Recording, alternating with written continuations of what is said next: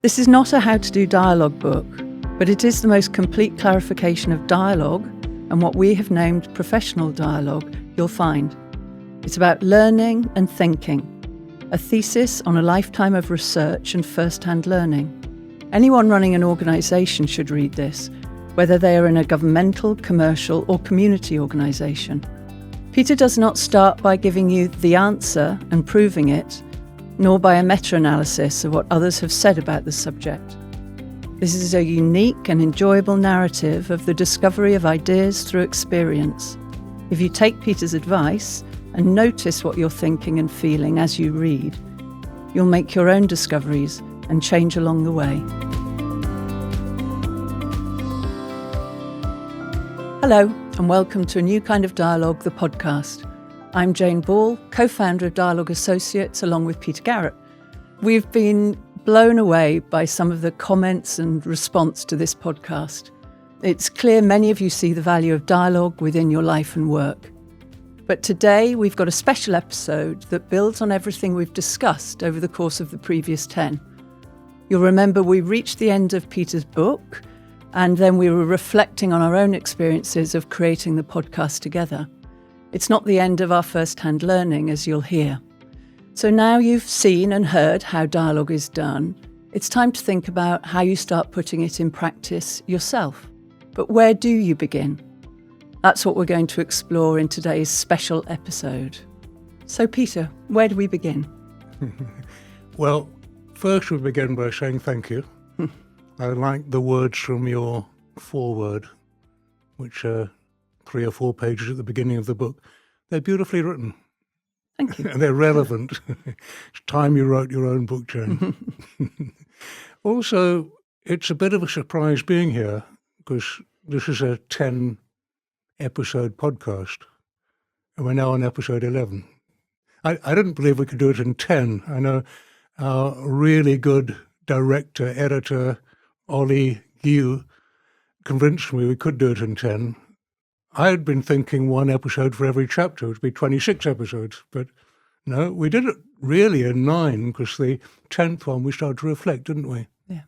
But I think where we go now is the response, as you said, has been really quite impactful. Being contacted by people I've never met, you've never met, with real appreciation for what they've heard and what they're thinking, but also by people who appear in the story, haven't spoken with for 20 or 30 years have appeared. So been very significant doing the podcast. What worries me a bit in the background is it just a good book that makes no difference to anyone? Nothing would disappoint me more than people enjoying the book and not doing anything.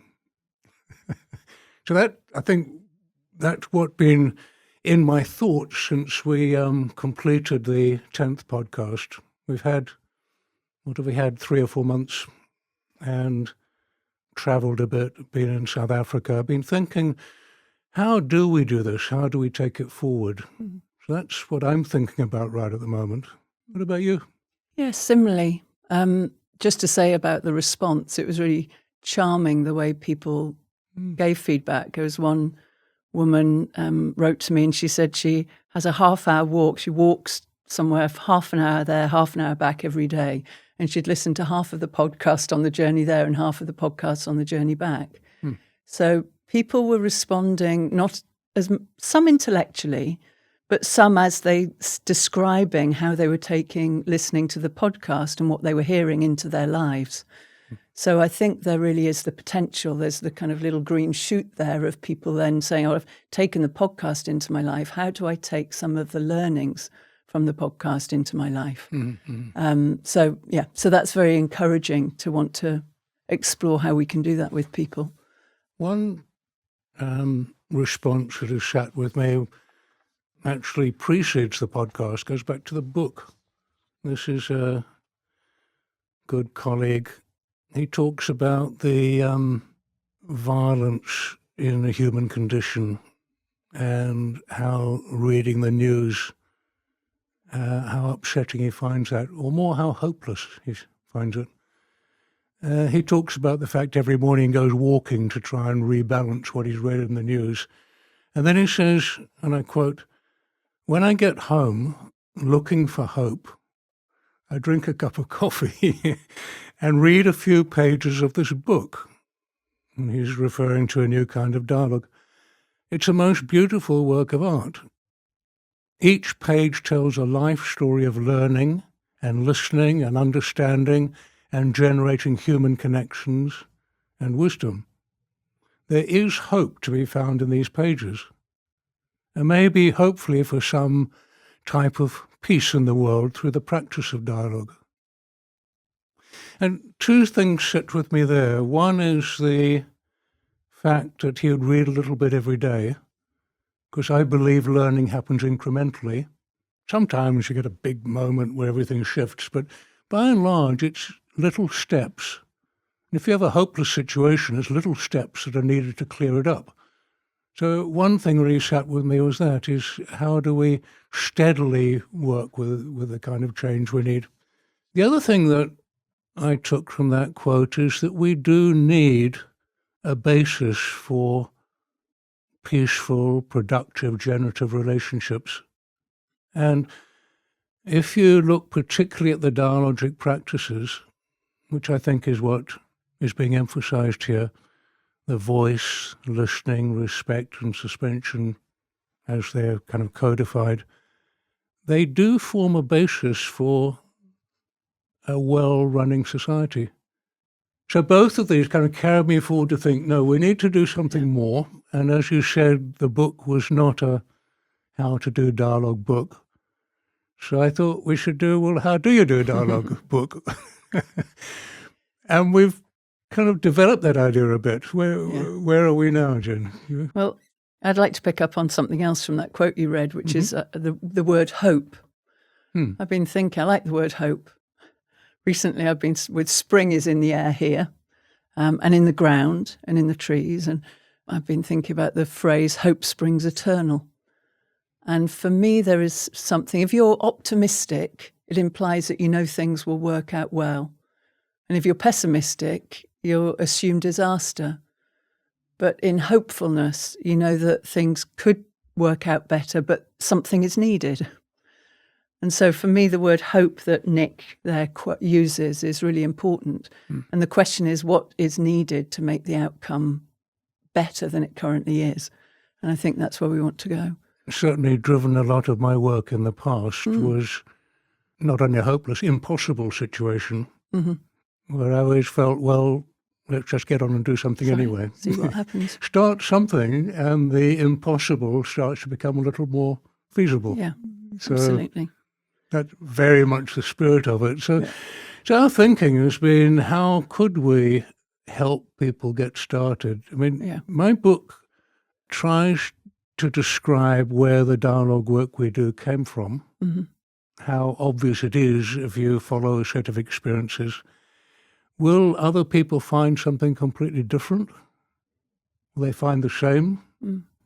I think a mixture. Yeah. There are things to be discovered we haven't touched yet. Yet there's a kernel, a core of things that anybody will discover if they choose to find them.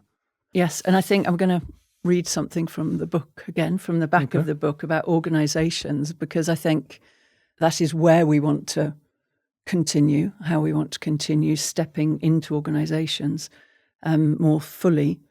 It says here on the back of the book, the author explores with compassion and insight the dynamic realities of these complex structures. Organisations are everywhere, and they structure every part of our lives. But we're not running them, they're running us. We may be unaware of the cause, but we all experience the consequences that include social fragmentation and proliferation of seemingly unresolvable problems. So it seems that, in a How to Do It book or podcast, starting with what one can do in an organisation seems to be practical, realistic place to start. There's quite a lot in that quote. Should we have another episode? I was trying to keep up with what it said, but one thing it does cover is that we have a real challenge with organisations. If we were in charge of our organisations and the ways they develop, we wouldn't have such a problem. But we do have an issue where major decisions that affect us economically, socially, environmentally, educationally are made within organizations, and those organizations are not necessarily functioning in a whole way within themselves and with all the other stakeholders. So clearly we want to move in the direction of how do you get started doing some dialogue work? Otherwise, why would we write the book and make the podcast? Have a try in a simple way, get something started. Secondly, it clearly relates to organizations. Organizations, as that quote said, are quite complex, interesting animals. People can work in organizations all their lives and never think about what is an organization or never understand apart from their local piece. So there is some reason to take a wide view of organizations. One wide view is to say how organizations get things done is by directing or making requests of the teams they have in the organization. They either say, this is what we want you to do, or tell us what you want to do so we can agree or not. Give us your budget, or here is your budget. This is where we want to go in future. And centrally they're aligned, but it's the teams that actually do the organizational work. The organization can't tell 5,000 people do this. They do it through teams. The other big thing is that individuals are members of teams.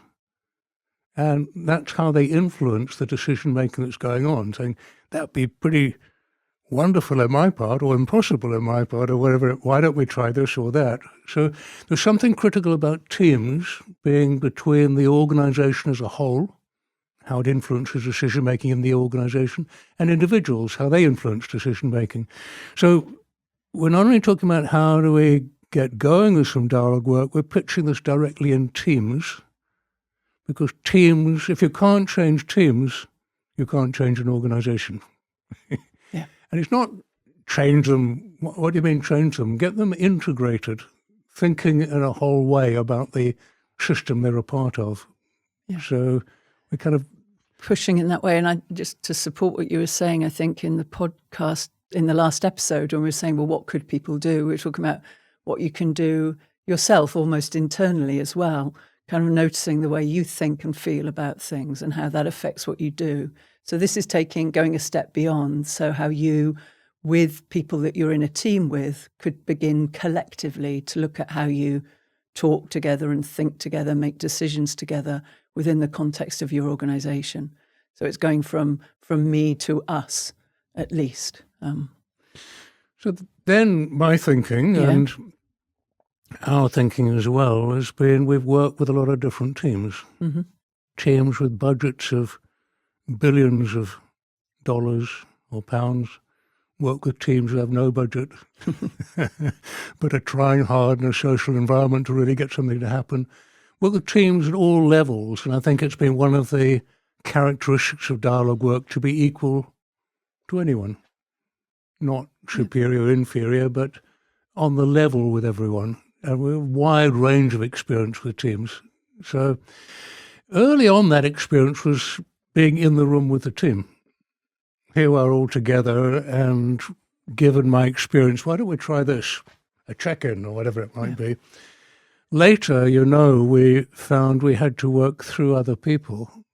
So I think people call it train the trainer. It's not really training. How do you develop a practitioner to do this same work?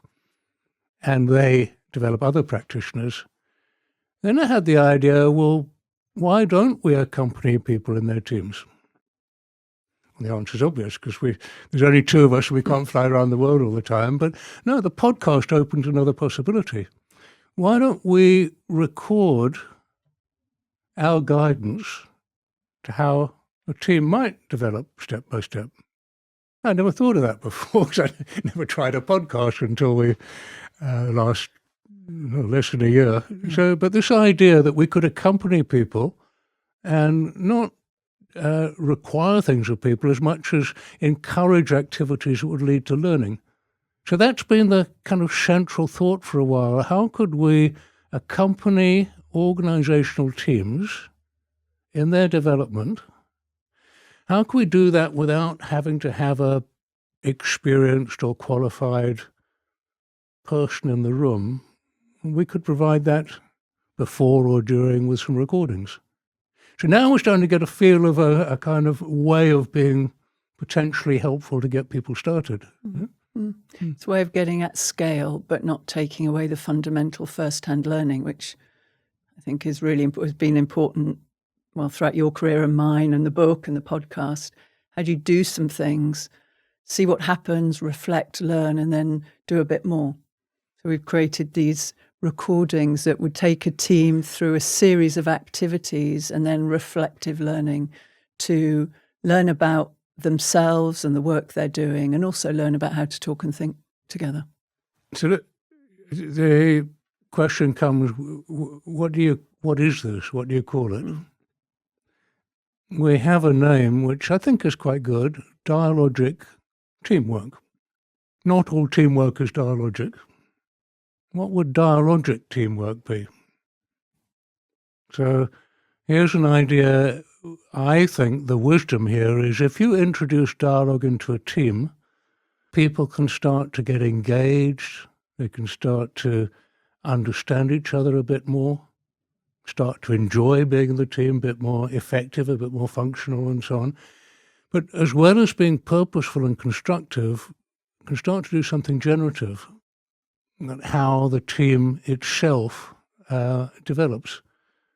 So we have this idea now, dialogic teamwork, and we have an idea about how it could be introduced as incremental learning. Now, would it be relevant to any team?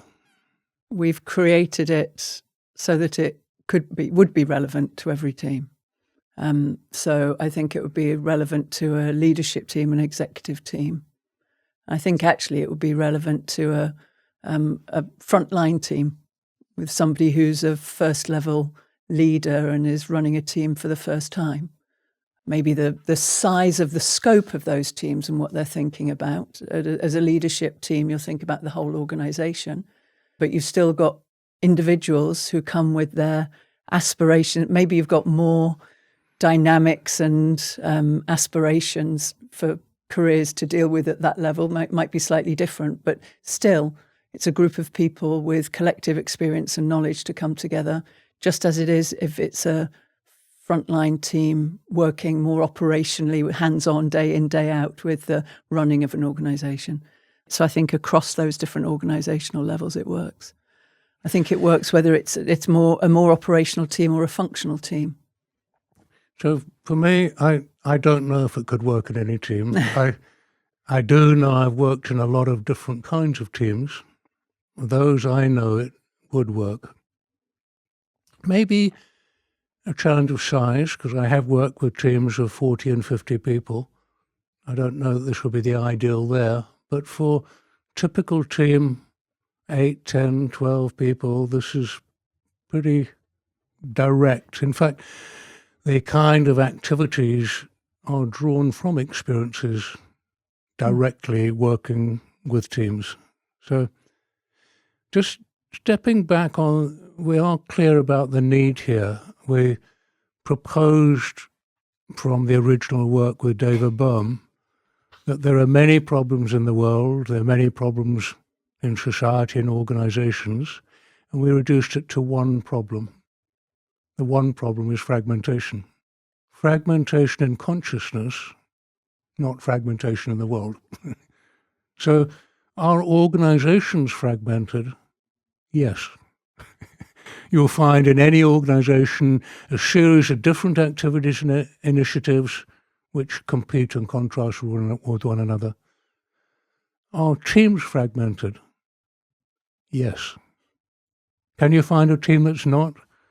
I didn't find one yet. There probably are some, but the experience within a team, not everyone's involved, engaged, working in the same direction effectively. If you ever get in one of these teams which is working well, it's a wonderful experience. So you ask somebody, have you been in a team that works? If they have, they'll want to tell you about it for a long time. So here we are, we're thinking on the one hand of dialogic teamwork. We're thinking, how can people make a start? Perhaps incremental learning step by step. Then how do you actually learn? Well, you'll know on any training you've done, you learn the 5 key points. Can you remember them all? I've got them written down. Then you practice them, then go off and do it live. That's not what I propose here. The way to learn here is by trying something and then reflecting after and saying, well, how did that go? What worked, what didn't? What did we learn there? What did we realize? So the learning method that I think is best suited to what I call self-managed learning is to give some context, set an exercise, and then try the exercise and learn something from it. So I think the question will be, are you involved in a team? You're listening to this podcast. Are you involved in a team? Think of a team you are involved with. Can you avoid being in a team of some kind? Not really. We know things are done through organisations and through teams. We find ourselves sitting in a team. So let's think about what a team is like and just explore what it typically might be like, and therefore how what we're doing might make a difference. So if you think of a team that you're a member of or a team that you lead, first of all, how good is it really? It's easy to, well, actually not really think about it and just get on and work, and sometimes feel good about things that happen and sometimes feel dispirited about things that happen. If you to actually think about how good it is and what ways it's good and what ways it's not, how much do people really enjoy working together? I've certainly worked with teams where in a meeting together it felt really tense, and then they spent a lot of time socialising together. It almost felt like it was to make up for the fact that working together wasn't enjoyable. You had to make up from it outside. How open and honest can people be in the team? Again, you may find that people are honest and open, but within particular boundaries. And then there's huge amounts where they're not really able to tell each other about what's going on. Often, again, in my experience, really about the pressures that people are carrying. I might tell you about the things I've delivered or the plans, but not really tell you about where the stresses and strains or the, or the potential and achievement is in those. So the enjoyment piece you mentioned first, I think, is interesting. A lot of people feel they're wasting their time in meetings.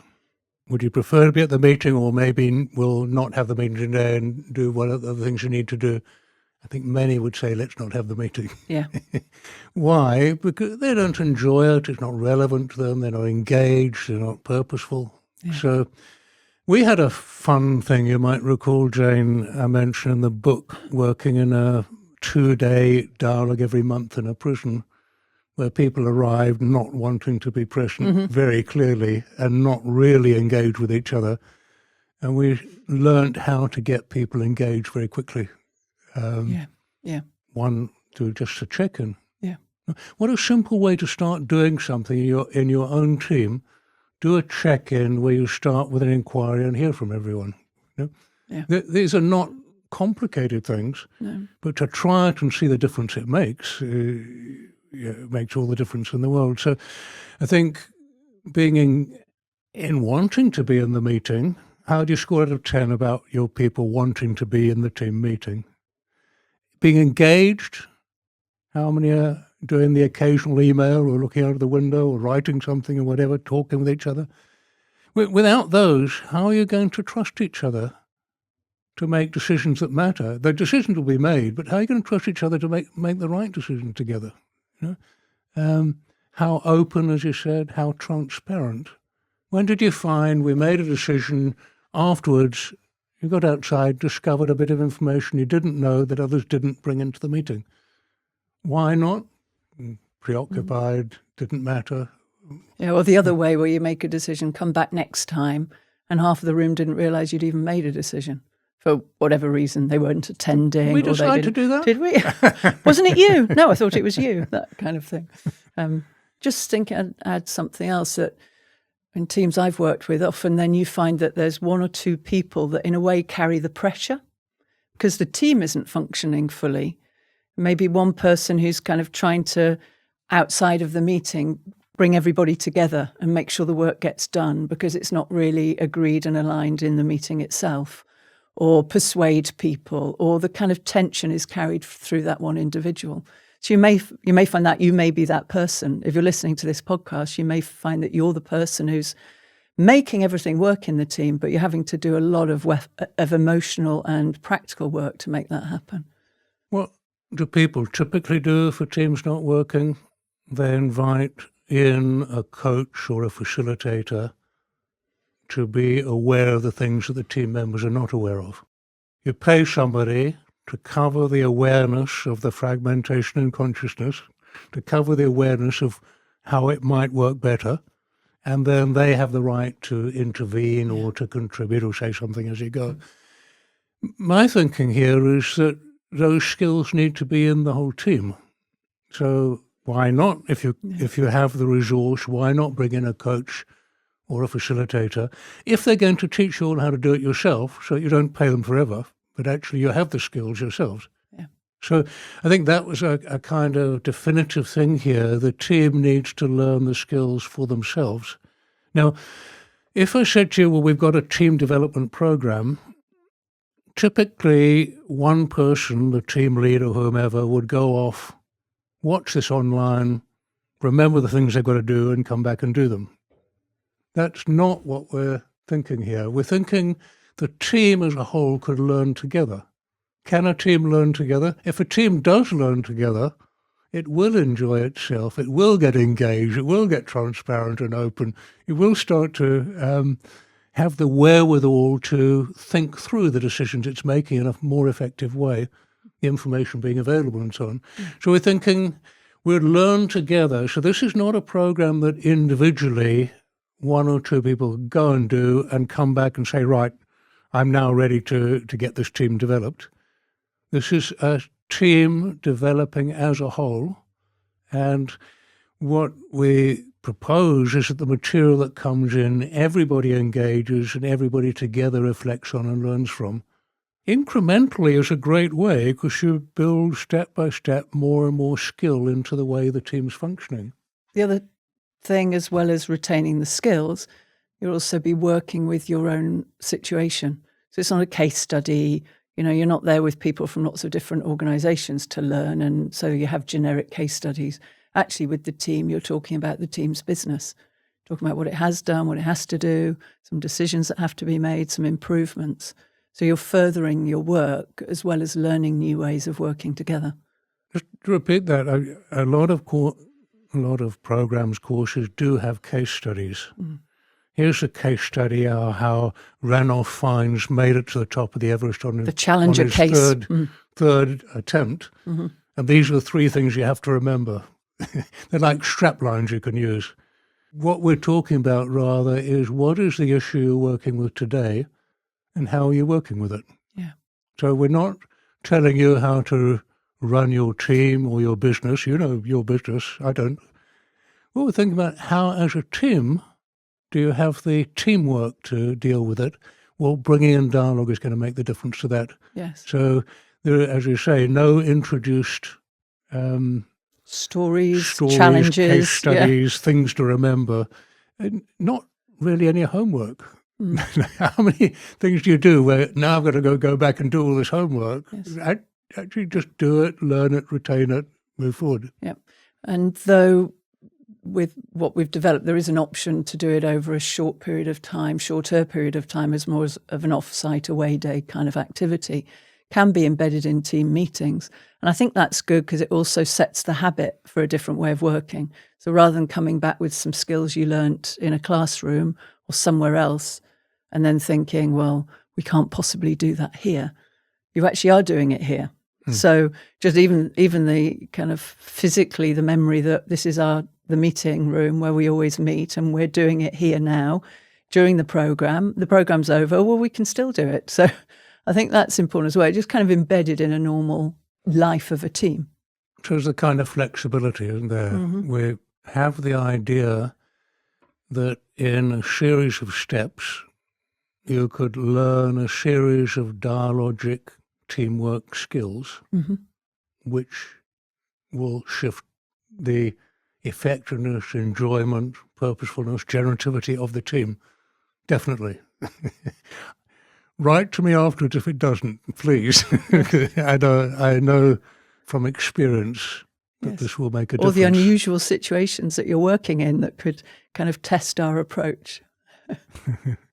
As Jane said, we have the idea that this can be step-by-step learning, incrementally, ideally just before each of a regular team meeting. So if you regularly meet every week or every month, put an hour before the meeting and you work through the sequence. It may be that you have a team together for a short period with a key piece of work. You're a project team that has 3 months in which to achieve something. In that case, you'd be wiser to do the whole course in one go. So we have 4 parts to the Dialogic Teamwork programme. Each takes a different perspective. So the first part takes the perspective of the organisation and the sector within which the team works. The second takes the perspective of the individuals within the team. The third has the perspective of the team itself. And then the fourth part brings all of them together for the perspective of the whole. So when the intentions of the individual, of the team and the organisation are aligned, that's when you get an extraordinary team that not only delivers, but also can be generative in a very easy and natural way. A single step will include a bit on context.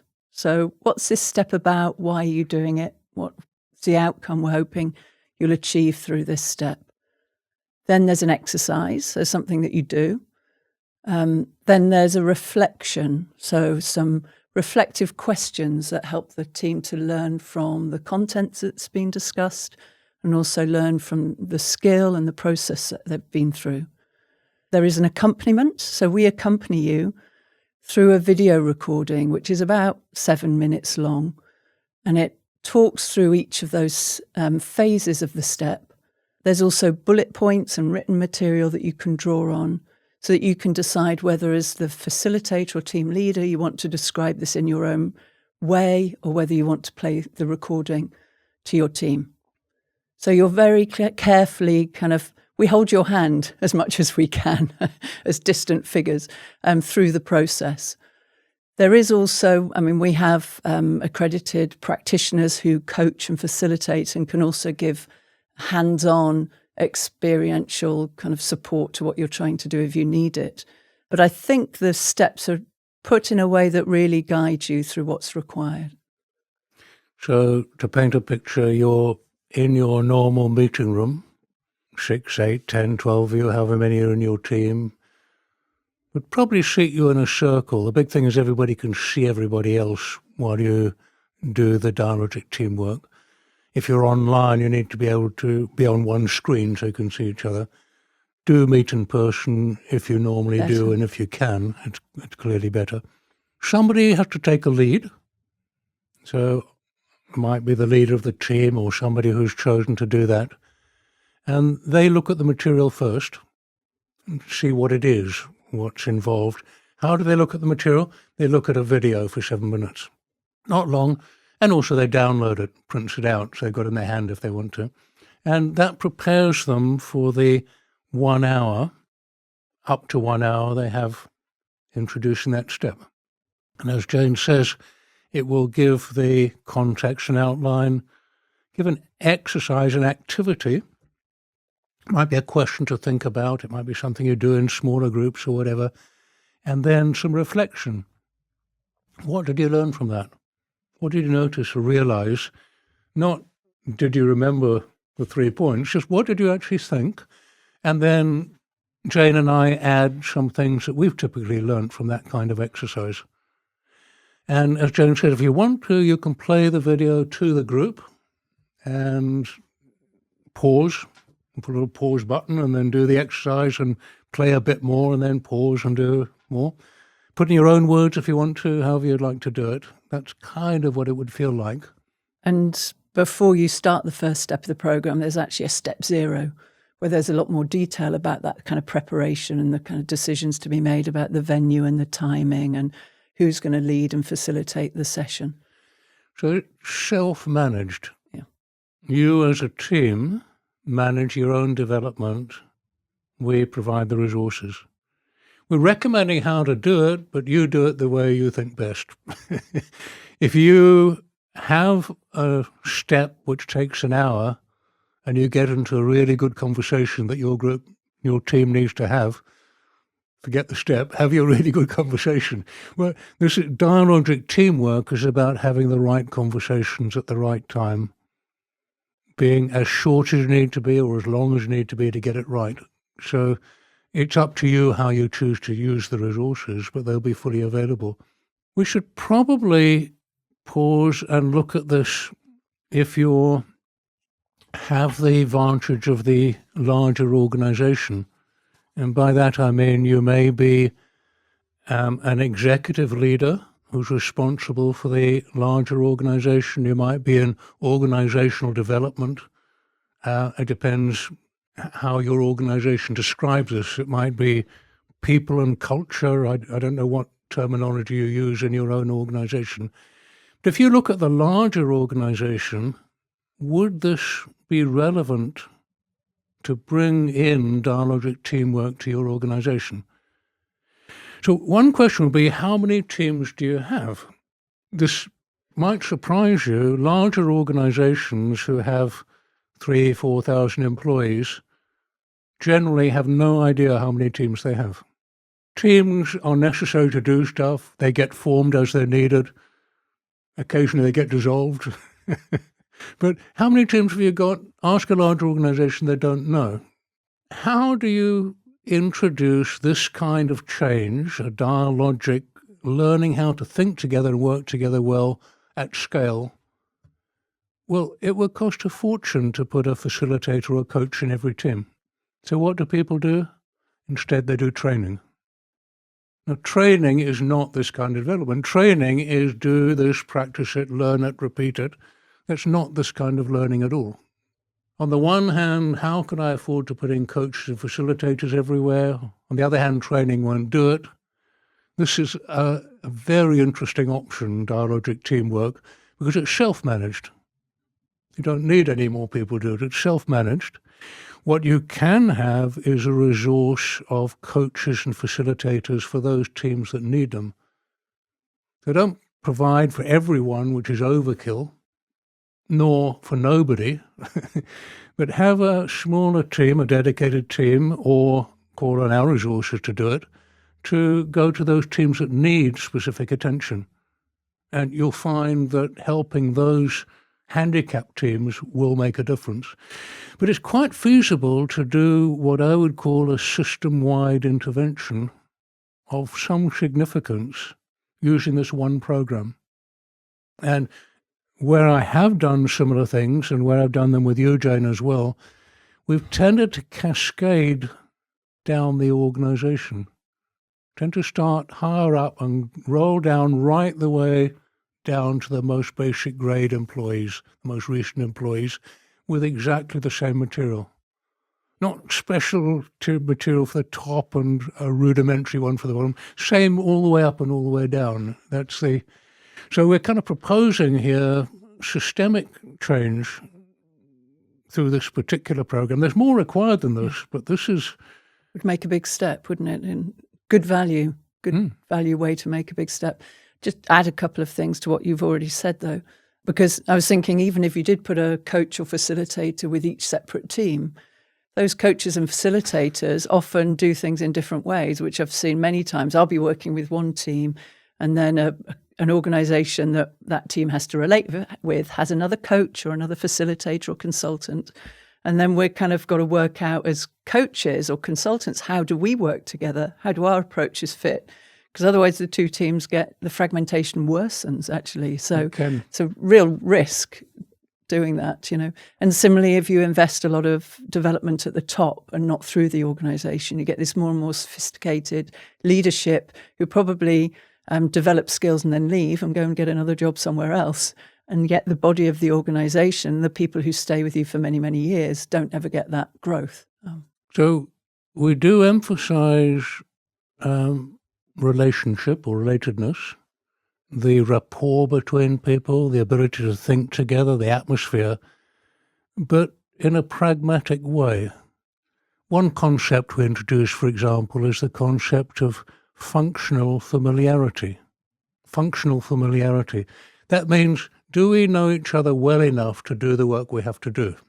If we don't know each other well enough to do the work we have to do, we need to stop and understand each other a bit more. So we don't need to know everybody's brother and sister and career history. We need to know enough to do what we're doing well. In that kind of pragmatic, practical way, we work quite strongly with the atmosphere, the rapport, the relatedness to ensure that we move forward well. Yeah. I think one of the other lenses that's worth mentioning is that we take the team through a number of different iterations of thinking about direction and purpose. So what's direction and purpose of the organisation and of the individuals within the team, what they're trying to do with their career and their work, and then actually with the team, what's the direction and purpose within the team? We take another lens of participation.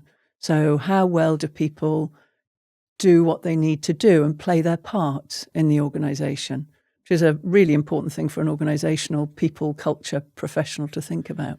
Which is kind of, if you know how you contribute, you know how to do your job, and do make a contribution to the way the organisation is developing, you feel good. Mm-hmm. If you don't know how you contribute or how what you're doing is going to help, or if you don't know how to do your job, you don't. Mm-hmm.